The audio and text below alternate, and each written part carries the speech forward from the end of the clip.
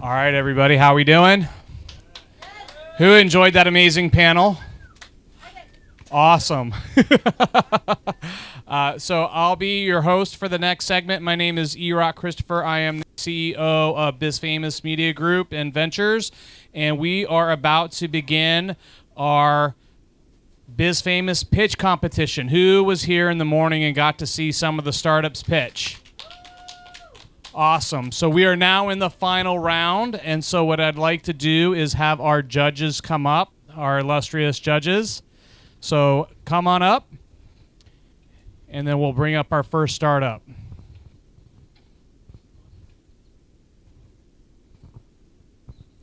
Grab a seat. All right. Come on up, gentlemen.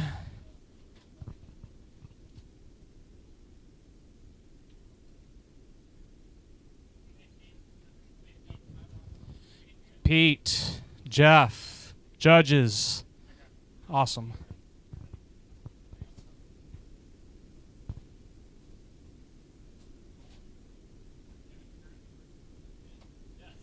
Yes, Joel, you're first again.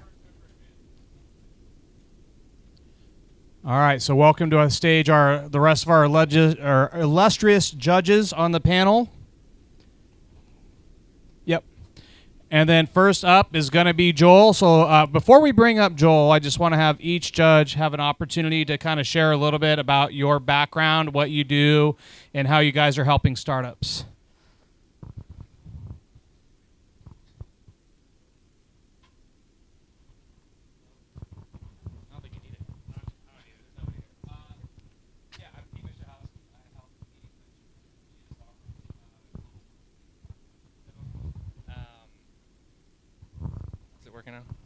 Yeah, like I said, I'm Pete Michalowski. I help lead ventures at GSR, the global market making firm. Yeah, I've been investing in crypto for a couple years. Prior to this, I was at Kraken, also working on sort of strategic investments and corporate development, and started off at Jump Capital, the venture arm of Jump Trading. In terms of how we work with portfolio companies, like GSR is a global market maker, so there's a lot of ways we can help in terms of providing liquidity on centralized and decentralized venues. We work a lot, especially with sort of DeFi protocols. We can help provide feedback from our traders, or even provide some early liquidity to get them kickstarted off the ground. So yeah, there's a lot of ways that we work with teams. Yeah. Cool. My name's Jeffrey Veer. I'm actually head of tokenization at Republic Crypto. We have kind of a dichotomy of how we work with founders in the venture space, or who are entering the venture space. On my side, actually, we're looking at projects that are coming in and wanting to hire our team effectively. So I'm actually looking at human capital placement, so looking at our teams and thinking about, how am I going to exercise this human capital across this project for 6 months, and how's that going to add X amount of value to a project? And then on the other side of our business, we do have funds on the capital and token-focused side, where we're making either straight investments, or we're making some combined investments of human capital and cash capital. And then we're also trying to formulate interesting JVs to bring strategic money to founders in the space. So that's kind of the way we approach. Hi, my name is Rena Shah. I run operations and strategy at Trust Machines. We're a Bitcoin product studio, so we build a lot of different products that unlock Bitcoin capital to make it productive. We work with a variety of partners in strategic partnerships and JVs. We are looking for any use case to unlock Bitcoin, whether it be DeFi, NFTs, ordinals, DAOs. We're here to help for any possible thing. And then previously I was an exec at Binance US, so on a personal note, I do advise a lot of token projects to get them through listings. Amazing. So let's go ahead and get started with our first contestant. Let's bring Joel up to the stage and share your project and enter the tank and have these folks grill you. So come on up on here and share your project. All right. Well, thank you very much for joining us here today. Appreciate it. My name is Joel Fulford. I am co-founder and CEO of 10 Net Zero. We're helping big oil solve problems leveraging Bitcoin mining and creating energy instead of wasting it. Okay. So I want to tell you a story about my friend Bob. That's his real name. He works at a top-tier oil and gas company here in Texas. Okay. He actually works for an industry-leading company that does flare intensity reduction. They've committed to the market to not burn any flare gas during their oil production, which is fantastic, right? But now Bob has a problem, okay? He just had a downstream maintenance issue on his line, and he has to shut his well in for 1 month. That's going to cost him $243,000 a month to shut in his well so they don't have any non-routine flaring, okay? Here's the kicker. That 1 month got extended to 4 months. He just lost $973,000 on that one well, okay? I later learned that this same company is shutting in the month of April 7,500 barrels of oil production so that they can mitigate non-routine flaring. That's over $18 million in lost revenue for this one company for 1 month who's an industry leader. So you can imagine how big non-routine flaring is an issue in the oil and gas industry. In fact, it's over $100 billion a year. It's actually flared in natural gas energy wastage just in Texas. Okay, that's massive. So what if someone could take that flare gas, keep the oil production going, and then create power on site that is clean and usable and reduce methane emissions by up to 99%. Okay, they would absolutely change the non-routine flaring gas industry today.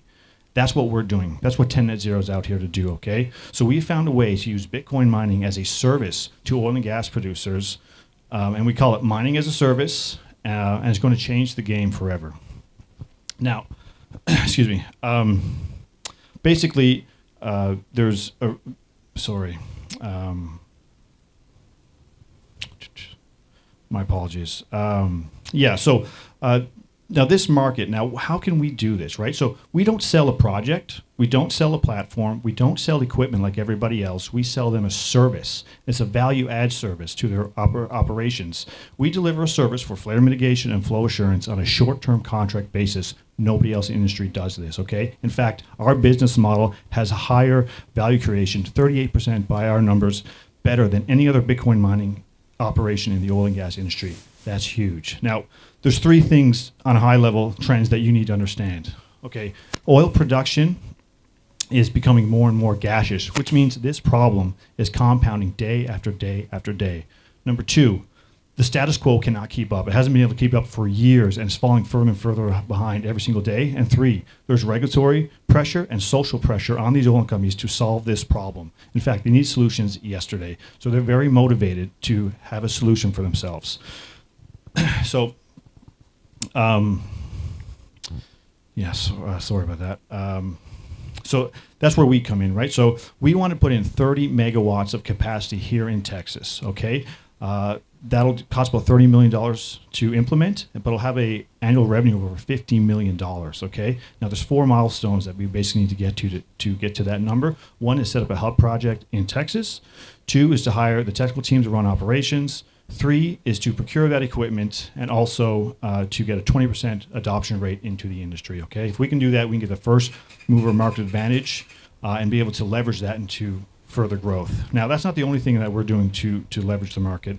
We have strategic partnerships in place, okay, with ASIC manufacturing equipment, mobile data center manufacturing, and we actually have a management consulting firm that wants to sell our solution to their big oil clients, okay? So what that means is preferred pricing, supply chain strategy. It means existing customers and relationships, and a cost-free workforce selling our solution into the marketplace, okay? That's going to position 10 Net Zero to be the dominant player in this new mining as a service industry, okay?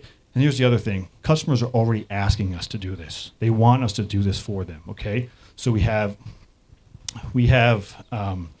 considered industry leaders in the Bitcoin flare mitigation realm. We have many projects on the go right now because of our projects, our operations, and our innovative business models that we have. 2 of our co-founders have already had a startup in the Bitcoin space and a successful exit. So if any of you would like to help us, help Bob out, so he can have some less sleepless nights and lose a lot less money, and end non-routine flaring, which is the biggest problem in the oil and gas industry, then I would love to talk to you about that. Thank you. Awesome. Oh, yes, yep, that's right. I guess I can sit down now.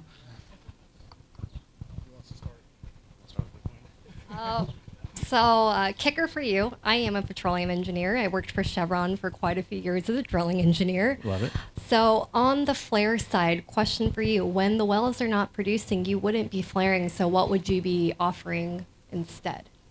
Yeah, that's a great question. So if the wells are not producing, you can still use Bitcoin mining, and we do this. This is our daily business. You can use Bitcoin mining to monetize that stranded asset, right? So you can turn that gas from negligible value to about $6 to $8 per MCF, and we can do it almost instantly. We just bring your equipment on site, hook it up, and we can do a gas purchase agreement with you, and that will do two things actually. One, you now have no Scope 1 emissions because that was a point of custody transfer to me, and I take on all that. I'm actually reducing emissions as well, so it's a net negative carbon solution, and we can monetize that carbon credits as well, or potentially give that to a company like Chevron who might value that even more. Appreciate it. Sure. I think maybe a simple question, but with $30 million, what's your time to market and like market at scale? Where you guys are like, what's your track to time to market, and then maybe ROI from there? Yeah, great question. So you're cash flow positive from day one when you get in there.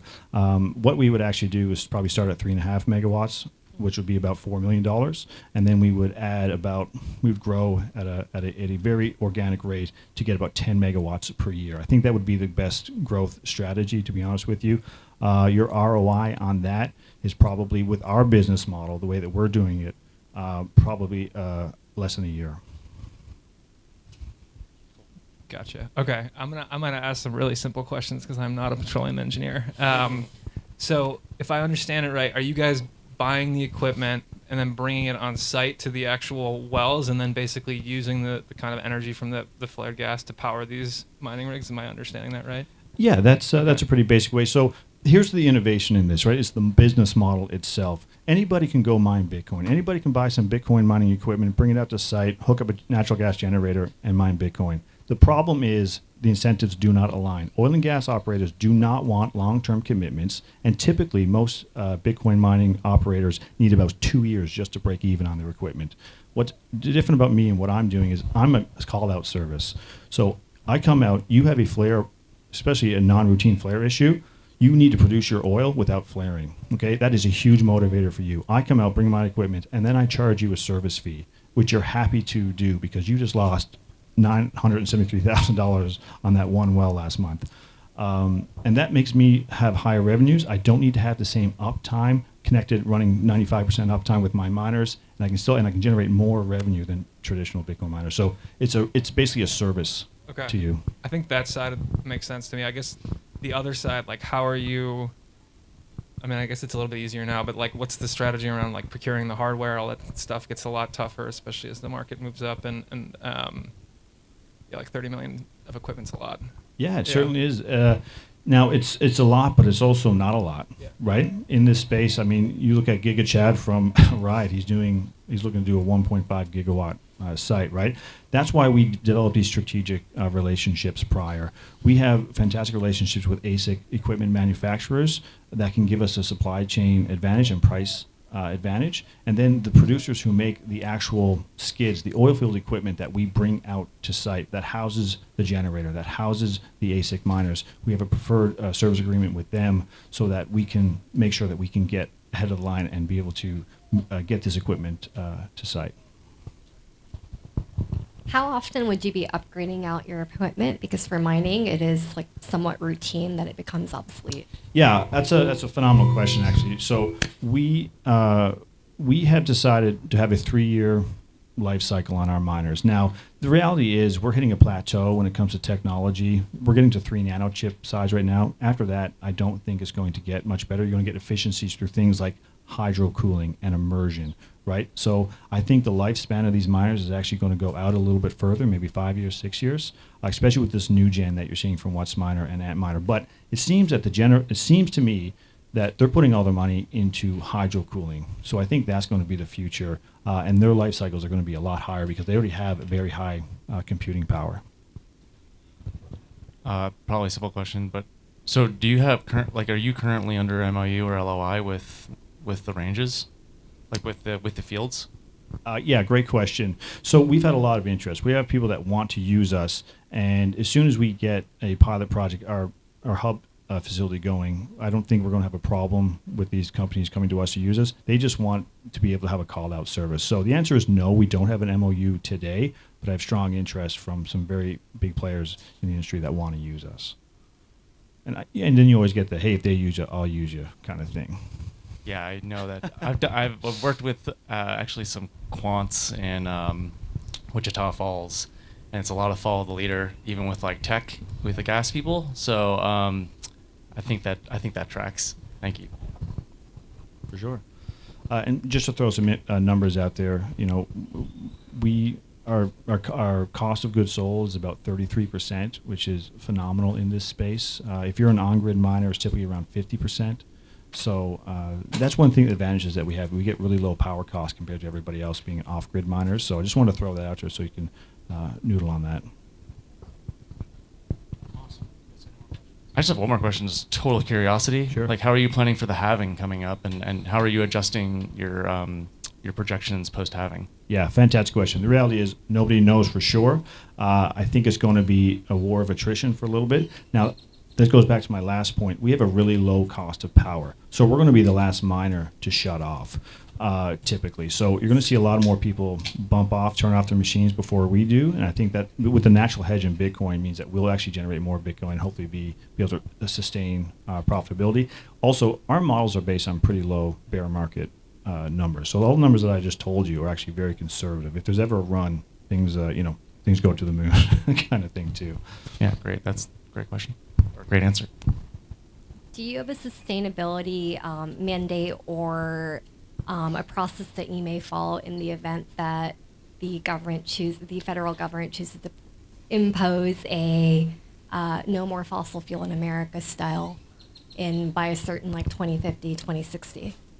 That's a fair question. I think these companies are pushing the initiatives. Most companies are trying to end routine flaring by 2030, right? The World Economic Forum just came out with a great paper saying that, hey, Bitcoin mining is actually a fantastic way to reduce methane emissions and CO2 emissions. So I think with that type of stability, we're not going to get there. But really, part of this is we're in Texas. I don't see oil and gas going away from Texas in the next 20, 30 years. So honestly, that's actually a strategy for a lot of people. That's when people got kicked out of China and Kazakhstan. Where did they come? They came to Texas because we have the regulatory environment here. We have the cheap and abundant energy. We have the wind belt, the sun belt, and all the oil and gas in West Texas and all around Texas to support that industry. So from a strategic standpoint, that's why we want to focus on Texas first, because we think it's a great area.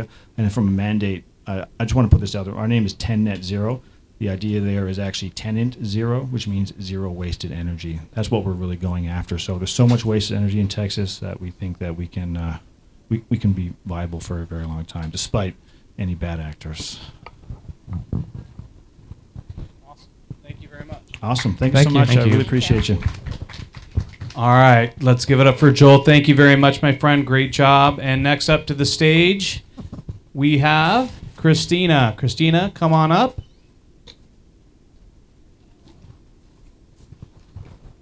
And enter the tank. I know. A lot of pressure. Good afternoon, everyone. My name is Christina Carl. I am an accidental EdTech founder who stumbled and tripped her way into Web3 and Metaverse looking for solutions for our clients.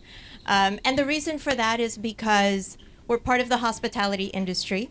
It's completely beleaguered, we all know that. And so we created Edify, which uses innovative training and internship opportunities and bringing it to remote and underserved areas, specifically for the hospitality industry is where we started. And why is that? Well, the hospitality industry is in crisis, 300% turnover rate, absolute highest of any industry.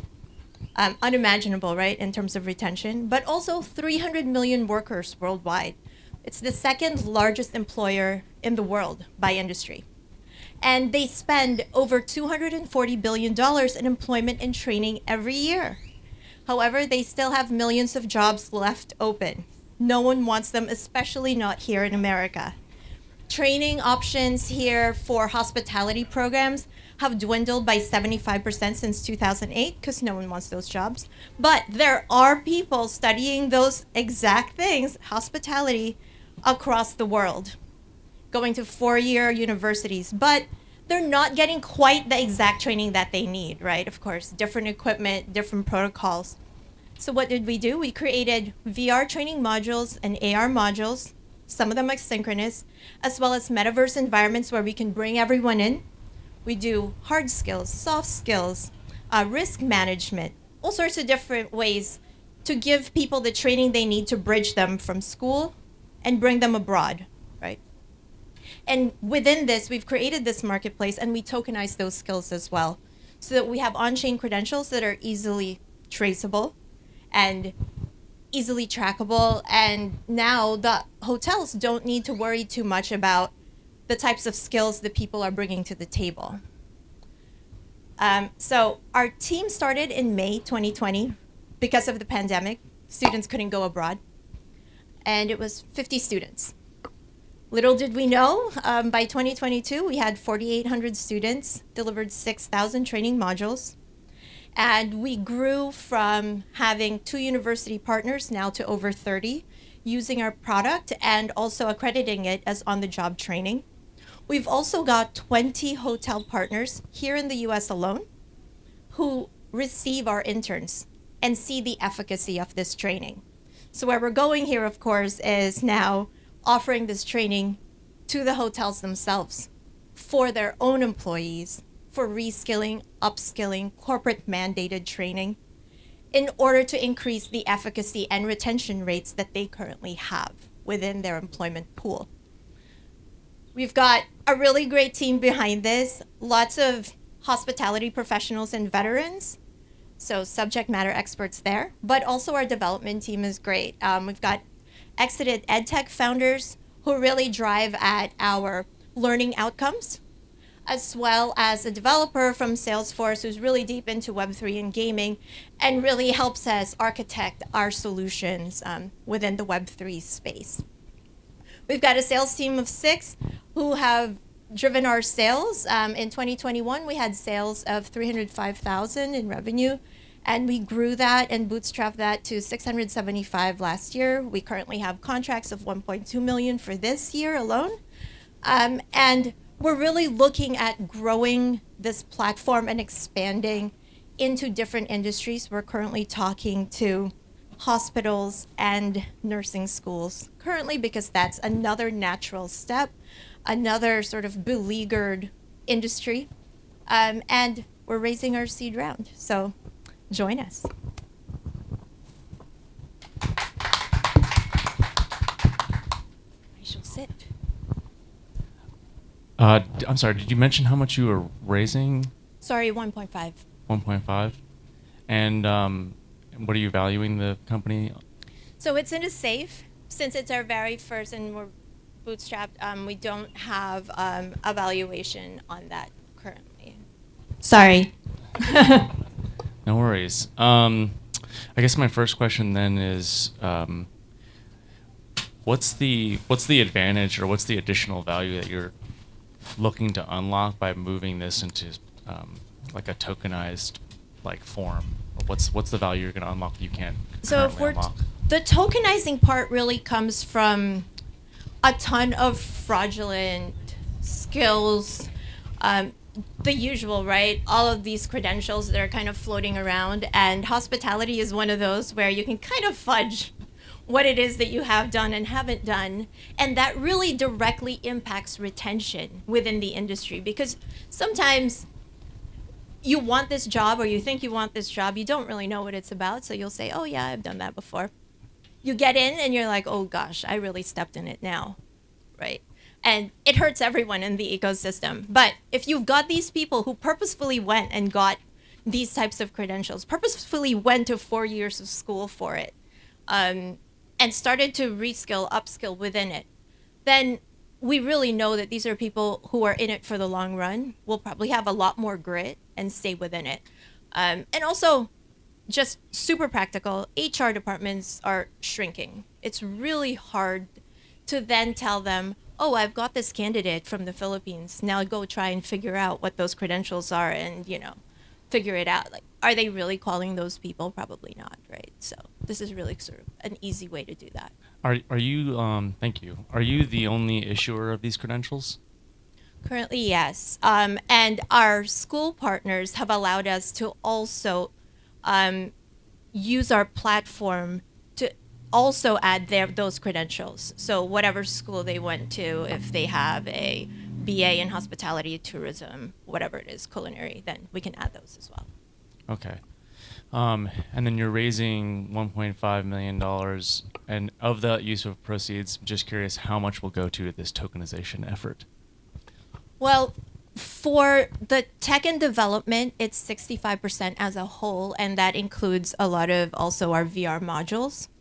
But it'll be about 50-50 because we really want to create a robust token system that is, traceable and really has a way for us to show where this person has been, their skills. Hospitality industry is an industry where you jump around a lot in order to continually grow within your skill set. So that's how you actually get promoted, right? You generally don't get promoted within the same hotel. You have to leave. And so it's very important to have that traceability. Okay, cool. Last question, I promise. And then how much of that technology exists today, or like what technology have you utilized up until this point? Because it seems like you're on a 3x trajectory already under contract for next year without the tech. Correct. So the cool thing about it is that I have met really crazy, amazing people within Web3 space, right? Everyone is so willing to work with you. So we've been working with Unlock Protocol in order to create those tokenized skills. So they give us a lot of different options to do that, and they've actually just upgraded this week, which gives us even more utility. And what's great about it is that we're able to then tell people, okay, it's only good for 2 years. Now you've got to re-up, or all these different ways of using it as a membership as well, in that sort of sense. So that's how we've been getting around that problem, of course. Like I said, we tripped and fell into this. But now that we're seeing real world use case here, we're looking to really build out that platform and bring in like a digital bursar and really create it so that it makes sense for all of the different users. I think what really differentiates us in a lot of ways is that we're not out there trying to convert people into Web3. And we also don't have to look for degens, right? Which now we all are, of course. But normies are using our product every single day and are really seeing the benefits of it. Some of them realizing that they're in this space, and some absolutely not, just going through their lives and seeing, oh, wow, that was cool. Thank you. Awesome idea. Couple questions. One, of the 48 initial cohort students who had internships, how many actually landed to full-time jobs after the internship? So we have had 98% employed after, and we also have over 99% completion rates of all of our modules. The reason is because we're tied to universities and they're on-the-job training requirements, right? So we have really high completion rates. What's even cooler than that, though, is that here in Austin alone, we have over 50 interns from that program. So the hotels here are benefiting from it, and they're like, hey, whatever you guys are doing, it's really great, because they come here ready from day one. They stay over a year, which is already a bump up from what they've been seeing before, right? And so it really just goes to show that if you find someone who purposefully wants this particular job, right? And a lot of times we look for programs so that people can go into what we feel are high-paying jobs, right, in STEM, but not everyone is a STEM kid. And other people need opportunities too. So that's kind of what we're solving for. I might have missed this, but will the tokens be general assets, or are they going to be NFTs? Currently, they're NFTs. What's to stop someone from trading their NFT skill with, let's say, their classmate? Maybe they were struggling and just trying to pass. So they're soul-bound, right? That definitely came up, right? But again, the power of Web3 and NFTs and creating soul-bound tokens. So also another great way to really memorialize the how did you do.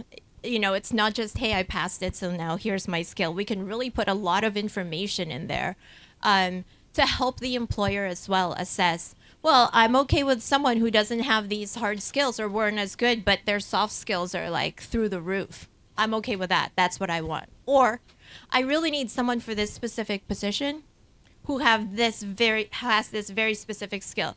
Something like a sommelier, right? And sometimes they're not really great socially, and that's okay with me because I understand that. You know what I mean? And that's the same for culinary a lot of times, right? I'm married to a chef, so I'm allowed to say that. And I also started as a culinary intern. So, understanding that, and for us, really intimately understanding the space because we are from the industry, from all sorts of parts of it, really has helped us build the program and the training modules and understand it from the employer's side and from the student's side. So I think that's what's allowed it to grow the way it has. In a large part, pretty organically. Remember, we were growing in the Philippines where during the pandemic and 2 years later, even out, it was really restrictive. So being able to grow has been a really huge source of pride for us. Last question, then I'll turn it over. For the module that you're thinking of selling to hotels, so now these they've already graduated, they're working for the hotels and up-leveling their skills. How do you factor in like areas of growth that necessarily you can't learn from like a module, like some of the softer skills or the interactions with customers? How do you factor that? Absolutely. So a lot of that we do in metaverse environments. And while you'll still need to maybe pull 4 or 5 people at a time, now you don't need to pull an entire department off the floor, right? And now we can also group. So these were the stronger people. These were people who need a little more assistance. Let's group people accordingly and make sure that we're getting to them in the correct way. So definitely a lot of flexibility within it.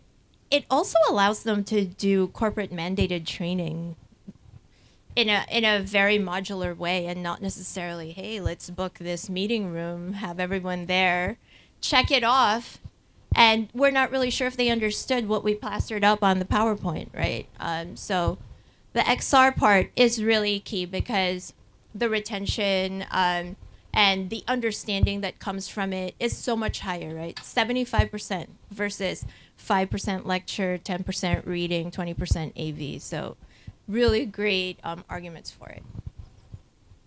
Yeah, I guess tell me a little bit about the AR VR component. I guess a couple questions. So I guess specifically like what kinds of like hardware requirements does the user need to have, like glasses, or like are there any hardware requirements? And then like tied to that, like are you guys creating your own digital spaces? Are you leveraging something like Sandbox? Or tell me a little bit about that side of things. So again, when we started, I made friends with people from Victory XR. That was super easy.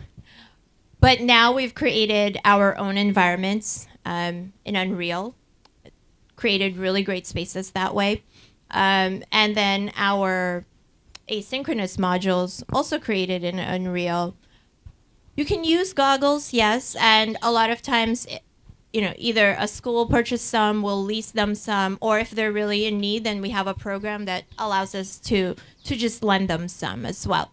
But everything that we have can be used down to a phone. We were always solving for the Philippines, right? And that's why it was important for us to also have those asynchronous modules, because sometimes connectivity isn't great. So maybe sometimes you can get into a metaverse environment, but sometimes maybe you need to practice on your own, right? You can use any handheld device. Okay, yeah, so that gets to my... Okay, yeah, just last question, I guess, is sort of tied to that, which is sort of... Yeah, I mean, I think the hardware side of things is still coming along for AR, VR, so I imagine most people will probably be using a phone for the most part. And I guess, what are you gaining by like doing things in a virtual metaverse realm versus just doing, a regular Zoom class or something like that? Sure. So we started in Zoom, but what we found was people turning off their cameras, not really engaged. But if you have to engage with your phone in order for you to be able to do whatever it is that we're doing, then you're at least doing it, right? But at the end of the day, if you are in goggles, you can't be distracted by anything else. So you can do things like risk management, which you can't really set a kitchen up on fire in real life. But two, we're talking about people in the Philippines or in other types of countries similar to that where maybe the schools can't really afford the latest equipment. So this is a really great cost-effective way. Or those students may not really have the opportunity to go to a 5-star hotel where they are. They'd have to travel and it's too expensive. This gives them the opportunity to see that.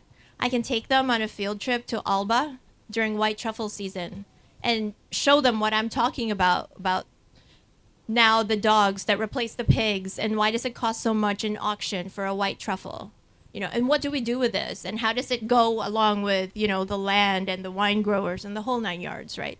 So it definitely enables us to bring things to these learners and students that they never would have done and allows them now to prosper and do really well once they're brought here by the hotels. Gotcha. That's helpful. Thank you. Thank you. Awesome. Congratulations. Thank you, Christina. All right, next up to the stage, we have Anna. Come on up. We have the mic for here. Hi. So, is it customary first to stand and only then I'm allowed to sit for questions? All right. I'll try not to break any rules. So let's. I think you started this tradition, eh? So, hi. Well, I'm Anna, and I'm a CEO and co-founder of Fidium. And our company was born out of the need for change. Because as a crypto individual, with two of my co-founders, one of them is here supporting me, we face so much discrimination from banking industry. And I'm pretty sure everyone who tried to, even since, I don't know, maybe 2017, to open a bank account or do something crypto-related, it was problematic. And funny enough, it was problematic from Australia to North America. And then we set up our company, we started to grow, we have more clients. We got licenses on 4 continents, and yet not too many things changed. And eventually we realized we need to change something. And in the beginning, we started as a retail super app for crypto. Because our background, we love crypto, we love DeFi.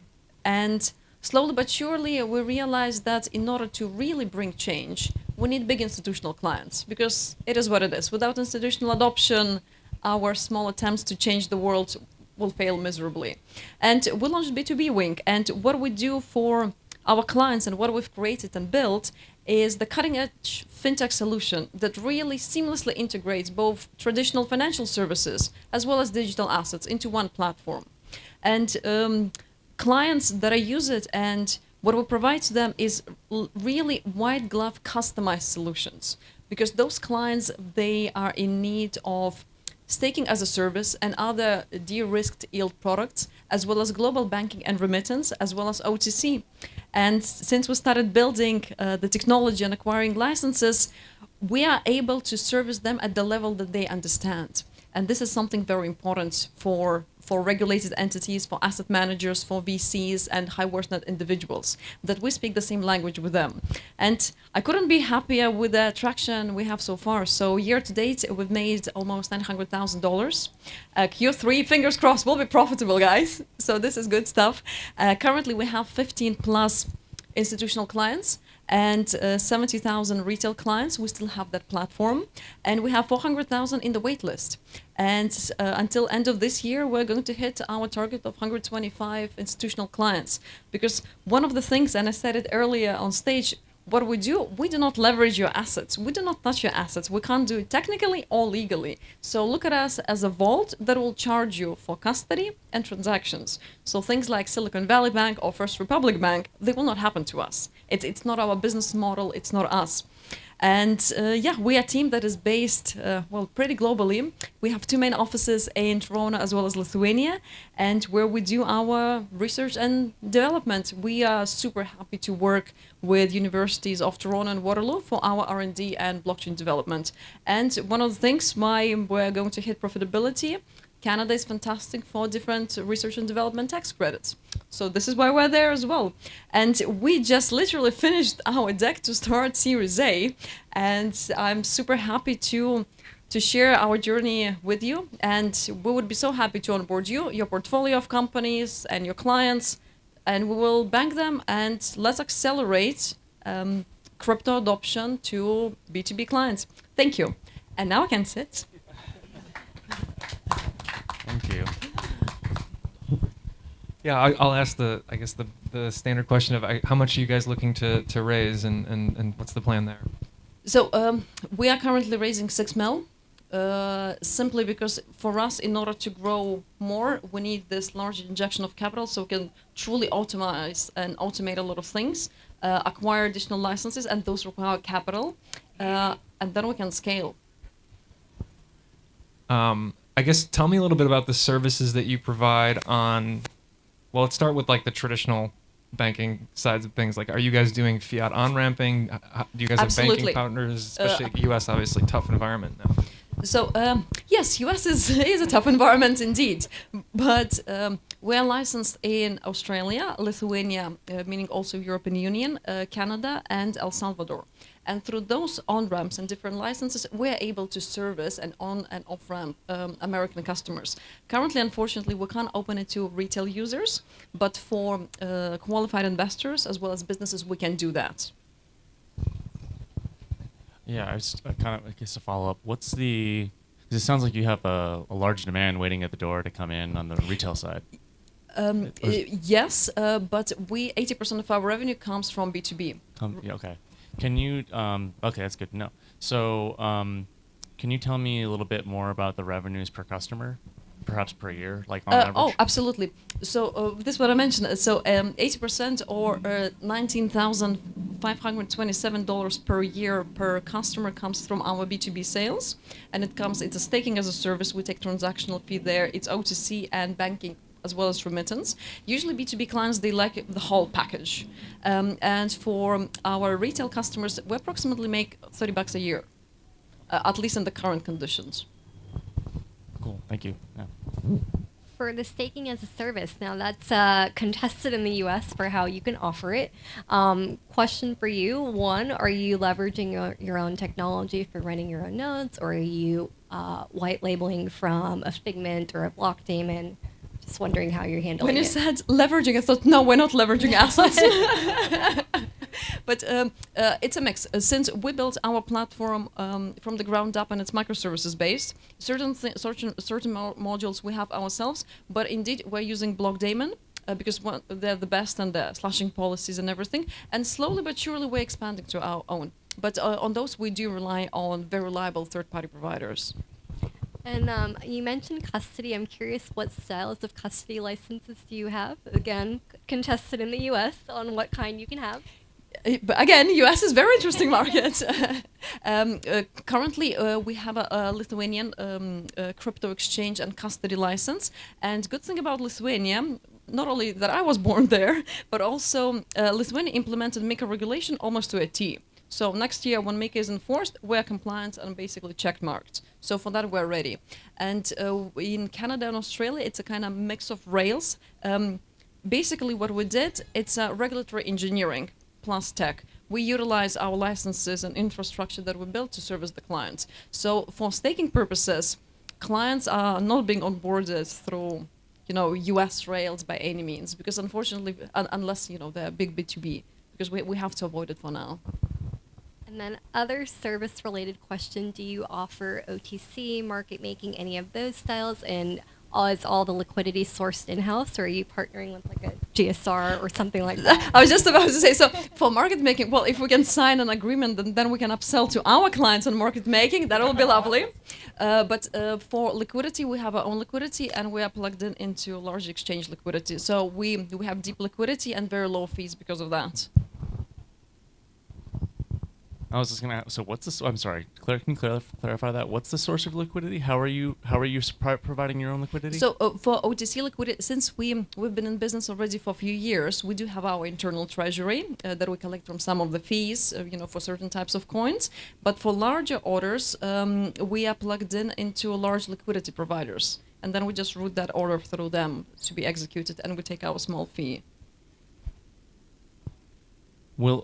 Will any of the $6 million raised go towards increasing your liquidity depth? No, not really, because for us it will be, we can deploy that capital more efficiently and make more money on it if we use it for other purposes than using for liquidity. Plus that will be kind of maybe outside our risk appetite, raising for liquidity. Yeah, it could be. Hence the question. But you never know.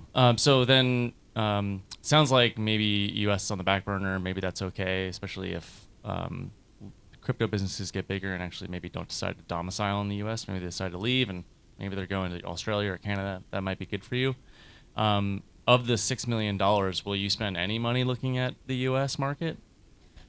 We're going to hire some fantastic salespeople here. When it comes to licensing, no, not yet. It will be too early. We can easily burn through all 6 mil and won't achieve anything. So we'll wait for Ripple and Bittrex cases to roll and then see what happens. 6 million, they go to 20% to licensing, 30 to operations, meaning automating and basically making our internal operations more efficient. Then 30% to global expansion. And I'm missing certain percentage, but I don't know. No, that's helpful, and I'd like to hear that for sure. One more question. You mentioned on retail you make $30 a year. Which service or product are they using that generates the $30 a year? Currently, we make most from on and off ramps. So when it's when user deposits USD or euros and then does certain trades with crypto, for those we have very competitive, meaning low fees. And then upon the exit from the crypto, we charge our fee there. I have a question. No. So why do you say you had 400,000 people on a wait list? Did I hear that correctly? Is there a reason why they're on a wait list and you're not continually or like bringing them on board right now? So those people, most of them are very interested in debit cards, crypto debit cards, and we already launched it for some of our users. But in order to launch 400,000 debit cards in these markets, when users just want a card, and mind you, for the cost of card, if you order it right now, it will cost me approximately $10. And in current markets, you're not going to deposit anything because retail is currently broke. So this is the reason we're waiting for better times, and everything's ready. It's basically button, and we go ahead. Thank you very much. Thank you. Awesome. All right, come on up. Welcome to the stage. Introduce yourself and share your project with everybody. Hi, I'm Lico. Right. I'm kind of like the byproduct of the last bull market. Got right. So I entered crypto, learned, entered Binance, and then that's where my journey begins. So I'm the CEO of Project Seed. What we are doing in Project Seed right now, we believe as a company, for me especially personally, I believe that with all our heart that mass adoptions will happen from the gaming side, not from the banking side or the BTC price side, because there are more people interested playing games, and it could range from the preteen to the retiring age, right? So the market is very wide, and that's something that we can that not many people are actually. There are several problems that we are trying to solve. Two main problems. The first one is actually the pyramid scheme, right? So, sorry to be blunt. But the blockchain game are a big pyramid scheme. So I believe you have noticed that, right? So the earlier you get, the more profit you make. The later you get wrecked. That's it. So, and that's part of the reason why the Web2 gamers doesn't want to join in. I did my share of research in the forums, and then also in the online communities, and then also amongst my gaming friends, because it creates a very toxic mindset toward in the community. Everybody thinks of when am I making money? Why do I get wrecked? Why am I not breaking even? So gaming that supposedly is an entertainment becomes a full-time job, and that creates a very toxic mindset. And this is where Project Seed comes in. We want to make sure that we get out of that pyramid scheme and then enter in and provide a free games where people can actually enjoy, play. We are hoping to be able to achieve the Web 2 standard. We are not there yet, but then we are working towards that. And then be able to solve the second problem, which is the onboarding process. The Web 2 player, one of the reason why the Web 2 players doesn't want to join in is because of the toxic mindset and kind of like focusing on the money side. But then the second one is onboarding. Most of the blockchain games requires quite an understanding of blockchain and crypto, right? But then the Web 2 players doesn't not necessarily mean they are interested in crypto in the first place. That's where when they play our games, they are going to be onboarded towards a gamified process of learning crypto and blockchain and NFT without even them realizing it. So this is kind of like the two problems that we are trying to solve. And that's what we are building on in Project Seed right now. Our first milestone will be the launch of our first game, an action RPG that will be launched in July. And then the second game will be launched in spring next year, roughly. When these two games are launched by next year, then one of our interoperability plan will happen. This is not a problem. This is just us trying to explore the usability and the use cases of smart contracts and NFT, because right now all we see NFTs are monkeys, right? And mostly like one game, one NFT. Star Atlas or Axie Infinity is just usable in that one game. But then what if we explore the possibility that not only that it's usable in one game, but then what if it's in the ecosystem? So we are a studio. We do not come as a game project, but then a studio project where right now we are raising an equity round. We just opened. So the NFT should be usable in all the games that we created. Of course, the pilot project is the first two. If it works, then we're gonna continue. And then it's a different genre. The first one is action RPG. The second one is racing game, like Mario Kart. When this actually hits and be able to allow user to be more flexible and give us good enough revenue from the royalty and trading fees, then we're gonna continue forward, right? And this will opens up the possibility where we can empower the newly built aspiring developers who doesn't have team, because building games takes a lot of money. The Web 2 games takes like 100 millions of dollars to just build a good game, and it takes a lot of years. So this will actually empower the Web 2 or the Web 3 developers who doesn't have a team or money, that they can leverage our assets and our code on the blockchain side by SDK or API to be able to join in and then use our NFT. So it will add up the use cases for our NFT, and that will mean a boost in our revenue sources as well. So that's kind of like what we are doing in Project C.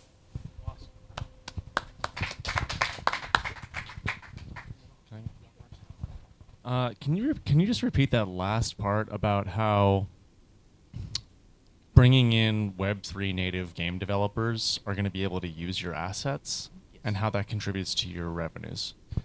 Because we will be, as a part of the contract, you will have to use our marketplace. So that's going to be like revenue sharing base. And then the royalty, we will share the royalty with the partners as well. So as the NFT use cases are shared amongst the community, they will have their own community that might not be in our community. So basically the use base will exponentially increase, not only in our community, but in their community as well. So for further clarity for me, the players of the games from those developers will have to come to your marketplace to buy assets from your marketplace to play in the game that they made. Is that correct? They don't have to. They can white label it. But then we are still sharing the profit. Of course, this is Web3, right? So basically, if you want to sell it in OpenSea, yeah, we have no choice to restrict it. We cannot restrict them. Then that's where the royalty comes in as well. Yep, that makes sense. Okay, I yield for a moment. I guess. So I've actually been spending a lot of time on the gaming space the last year. I guess first question is just about the games you're building. Are they like, just tell me like are they PC, mobile? Are you going for like a AAA quality, more like an indie quality? What type of gamer are you kind of going after? That kind of stuff. For now, we are focused on the mobile game because, well, not for now. We are focused on mobile games because, as we see in the market right now, more than 50% of the gamers are mobile. And mobile phones and smartphones are getting smarter and more powerful by the day. And most people are going to be mobile than on the PC. So targeting the mobile will be more, since we're not targeting really like the hardcore gamer, so mobile should be enough. And that means that we can have more retention. People can play it anywhere and anytime. Yeah, I think. Sorry, did you want to go? Go ahead. I was just gonna ask. Like, I agree with your first point that a lot of the first generation of blockchain games were basically just yield farms with a different UI, Ponzi schemes as you called them. But I think, there's a couple, like the two main problems that I've seen with blockchain games is either one, they're just not fun, they're just not good games, or two, they don't actually use crypto in any way that like adds to the gaming experience. Like, it's great if your digital collectibles are NFTs, but it doesn't really change your experience as a player. So I guess like I always like to ask gaming founders is like, what do you think crypto brings to gaming? What does it enable you to give a user experience that you can't really do without crypto? All right. So there are several answers to that, right? So let me try to get it one by one. So first one is actually NFT. So basically right now, if you play games that are like Battle Pass, Premium Pass, or whatever pass, right? So basically, we are trying to concoct a plan where we can actually create that plan using NFT, where whenever you already not playing the game, you can sell it to other people who just started playing the game, and that's gonna be game specific pass or the ultimate pass where all the games are included in that pass. That's one thing. One of the use cases for the NFT that we are trying to plan out. The one that we are planning out right now is that most of the games in the Web3 right now, the NFTs, right, Axis, for example, it's just like the monsters, right? But then we are adopting the Web2 standard of RPG games. So basically, it's not the player-centric focus for now, but then it's more like the equipment focus. So basically, you can customize your avatar, your characters, and then you can mint that as an NFT specifically just for you, with a lot of customization available in the game, and that will make your character unique, just like the traditional Web2 games. In terms of that's the NFT side. In terms of the token side, there are several things that we make for the in-game usage, because right now Google and Apple is not really that friendly towards crypto, right? So we cannot really put in like the crypto side of things heavily, but then we can put it subtly, right? So basically, we're gonna connect. So user will have two accounts. One is their wallet, one is their server-based account from PlayFab, Azure, or Tencent Cloud, Google Cloud, whatever. So those two systems will be connected. So basically, when you play, we already know your wallet, and we will check whether you have staking in, whether you stake the token with us or not. If you stake the token in our platform, in our staking platform, you will get benefit. For example, discount. So basically, if you want to upgrade your weapon using, so you can upgrade your weapon, you can progress in the game for free, no catch. It's just slower, just like the standard free to play, right? You can use the in-app purchases to expedite your progress, and then so you buy the gems or you buy the coins, and then you can buy assets or the other currencies like materials, and then you can craft NFT, and then you can sell that NFT, right? So if you stake Shield, which is our token, then you will get discount, right? And if you use Shield to upgrade, then another discount. So basically, we are giving user benefits for participating as our holders as well. That's kind of like the general idea. One, for the NFT, is that my membership to have the right to play the game, or is that my avatar for the game? Because they're different. It's just your collectibles. You don't have to have it. And most of the NFTs are going to be, so the base NFT are going to be free. The only one that we sell for now is actually the one that we partner with somebody. So we partner up. This is actually what we are trying to explore as well, in terms of the Web2 side, where we onboard the Web2 partnerships as a brand placement in the game. So rather than they pay us, we decided we devised kind of like a win-win solution where we split the revenue from that NFT and the profit share, and then we put a branded NFT inside the game for the user. For the part that you mentioned that you're trying to gamify your learnings into crypto within the game, what would that experience look like for a Web2 user? Well, since this is a game, it's not really like gamified, but then we take you in the process of onboarding and get out of that normie state, right? So basically, eventually, as you go forward, you have the decision of just keeping the assets in your account, or you mint it as an NFT and then you can sell it. So basically, that's kind of like the bottom line, the end goal. So eventually, the user who doesn't know crypto, they can still play on the server base, but then they can decide whether they want to withdraw it as a crypto or not. But then even they will already know kind of like the value add of that in crypto and stuff like that. We still have more time. Yeah. So I agree with you. I like mobile games for a number of reasons, more than AAA in some ways. Not as a player, but yeah, like bigger market, but also faster time to market. So I guess, have you guys started testing your first game at all, like, and getting any data on like the initial kind of core loop you guys have been working on? Yes, we did a small budget test, UA test for the past few months. I think in January, March. The next one is in May. That's gonna be the proper build. So the first one in January we did on the Tier 3 country, which is Southeast Asian countries, Indonesia, Vietnam, Philippines, where I come from. And then the second one is actually we tried in the Tier 1 country. Surprisingly, to our surprise, the Tier 1 country has more retention. So in the next build, May, end of May, we are going to be having this fully built out, ready.